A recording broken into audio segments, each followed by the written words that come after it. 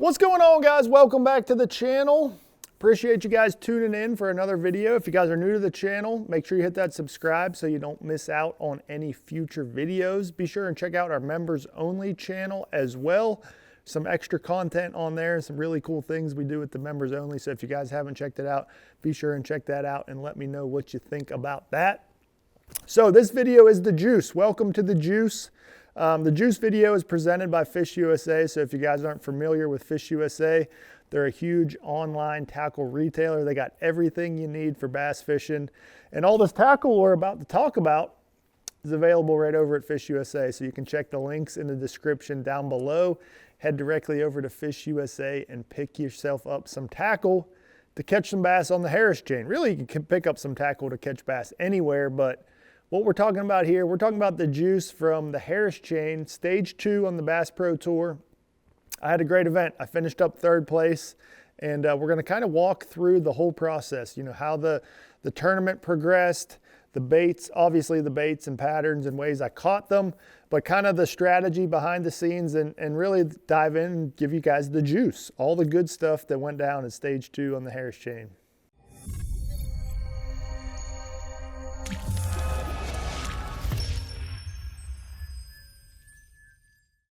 All right, well, the Harris Chain of Lakes is an interesting place to have a tournament, mainly because of the logistics of getting around. You know, it's a chain of lakes, as the name suggests, so there's 7 lakes, maybe more, that you can kind of sneak off to. It's a huge playing field, let's be honest. As far as fishable water, I'd put the Harris Chain up there with pretty much any fishery we go to this year. It's massive on all the different canals and backwaters, marshes, and then throw in all the lakes. And really you could fish across most of the lakes. You know, there's grass in them, shell beds, all sorts of stuff. So the fishery is huge, and the logistics of getting around really plays into the strategy. So basically, let's get down to the nitty-gritty of my week. I caught a lot of my fish flipping, whether it be lily pads, be reeds, like pencil reeds, round reeds, or flat reeds. You know, I call all of them reeds.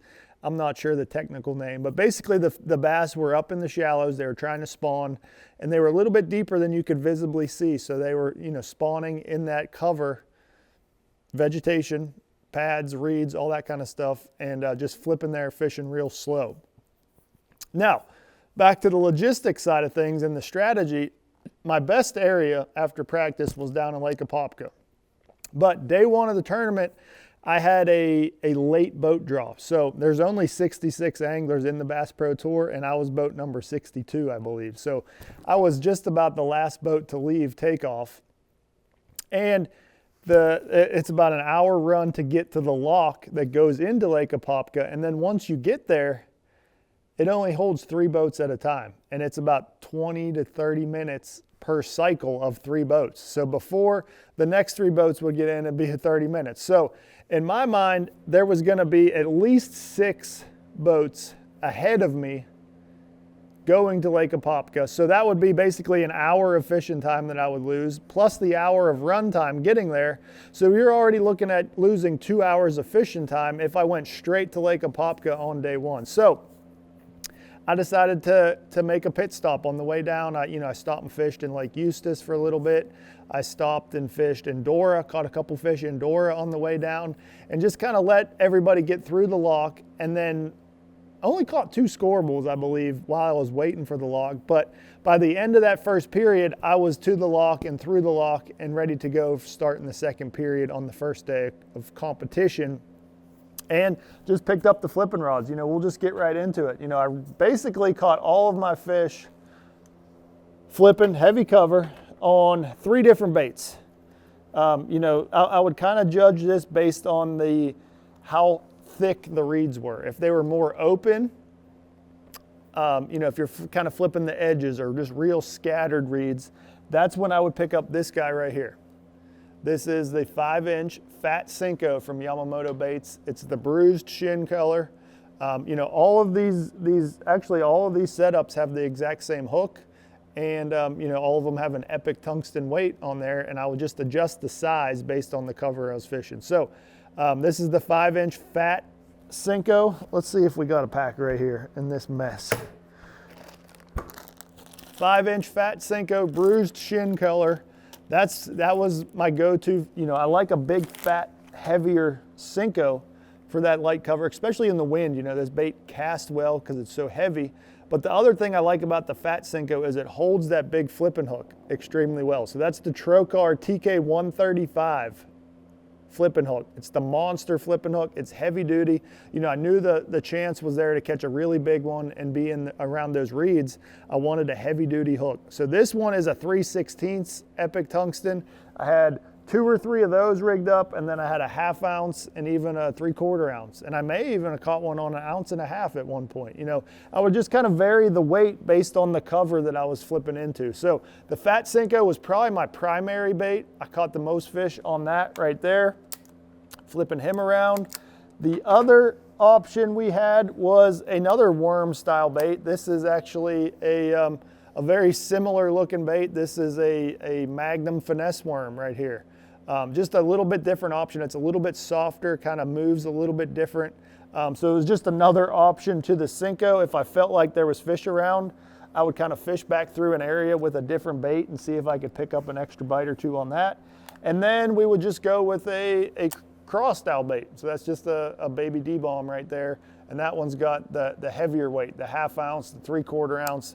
That's when I would use that cross style bait to get through those tighter pieces of cover, whether it was a reed blown in, you know, kind of like a trash mat blown in, or, you know, even caught one out of a little hyacinth mat.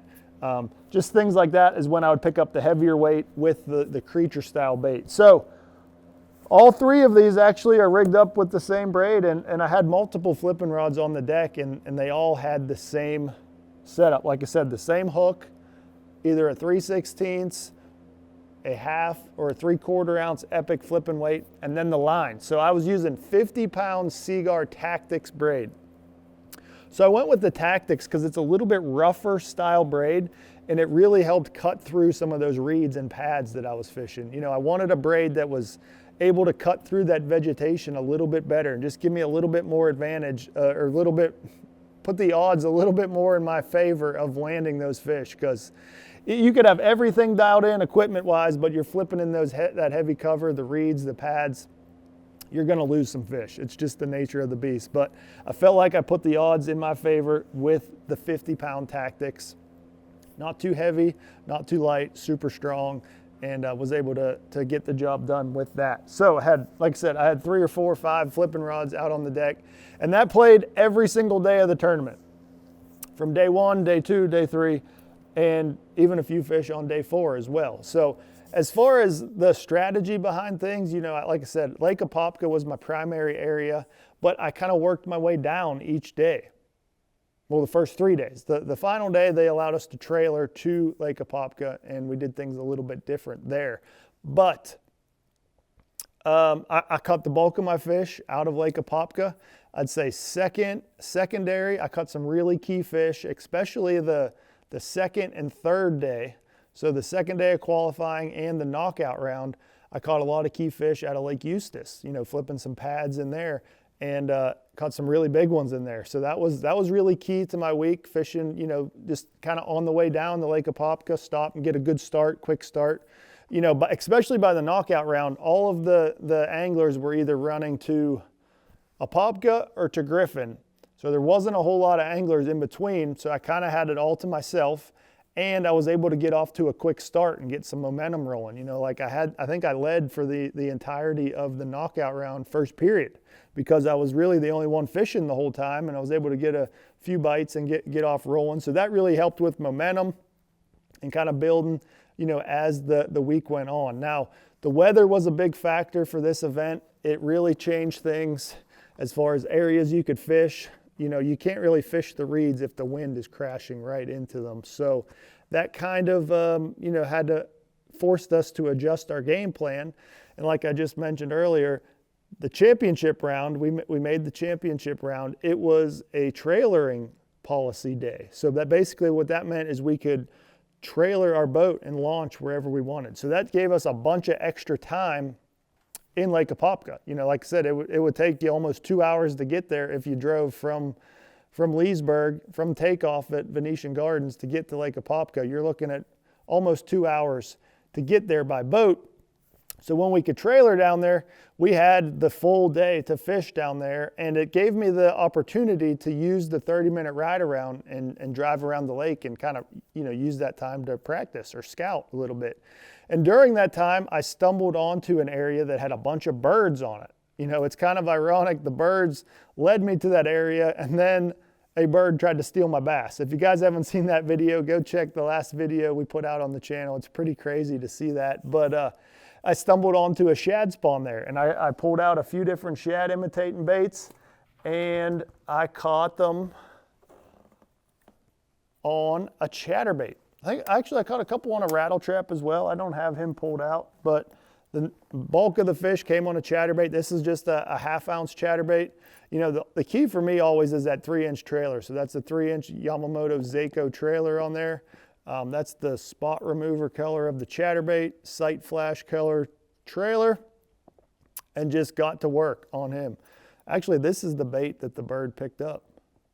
This is the exact bait. The osprey had this bait in its claws and then had the bass that had this bait in its mouth and its claws. So that's kind of cool. Maybe we'll hang him up on the bait wall of fame, actually. But that was a surprise to me. I did not know where I was going to catch one on the championship round. The wind was crashing into the areas that I'd been flipping in Lake Apopka, so I wasn't sure what I was going to do. We kind of stumbled onto that shad spawn, caught the bulk of the fish on a chatterbait. I caught a few on a rattle trap, like I said, and then I caught a couple flipping around in Lake Apopka. But then for the third period, I made a little gamble. So we actually put back on the trailer, went and relaunched somewhere else, and spent the third period trying to make a run at winning this tournament, and threw around a jerkbait a little bit, and I threw the chatterbait some more, and I threw around this guy right here, and actually caught a key fish right at the end of the day that moved me from 4th to 3rd, and it turned out it was a $5,000 bass in terms of extra money on the good old Speed Cinco. So this is your speed worm style worm that Yamamoto makes. This is the Tilapia Magic color. So we had some weather roll through. It was real dark. I wanted a dark bait that had some glitter, had a little flash in it, and that's exactly what this one does here. So this is the Trocar worm hook. This is actually the Pro V worm hook. He's done. We'll just rip him off. So this is the TK 105. I don't know. Can you guys see that on my hand there? Hopefully you can see that. It's the TK 105. So it's got that Pro V bend built into it. This is the 4/0 size. It handles those speed worms very well. Speed Cinco. This is the 4/0 size. And then I just had a 3/16 ounce weight on him as well. And I was just kind of dragging him, swimming him. I wasn't really fishing him real slow, but I was making sure that he got down on the bottom in the grass and was just kind of pulling him through. But you can't fish Florida without having a Speed Cinco or a swim worm type bait rigged up, ready to go. It catches fish all over the country. And I got the Speed Cinco to thank for an extra $5,000 to move up from 4th to 3rd. So overall, it was a tournament of change. Each day you had to adjust and kind of strategize, different boat draws, locks, logistics, all of it. There's a lot that goes on at the Harris Chain just besides the actual fishing side of things. But overall, we had a great event. Caught us a lot of bass, caught us a big heavy hitters fish, and finished up 3rd place. So overall, it was a great tournament. Super pumped about that. Hopefully you guys learned something from the Juice video. Stay tuned. We're going to have some more of the highlight reels coming up next with a few fish catches from each day of the tournament.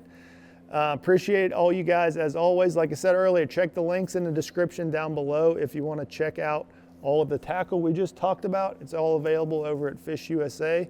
But until then, we'll see you guys next time.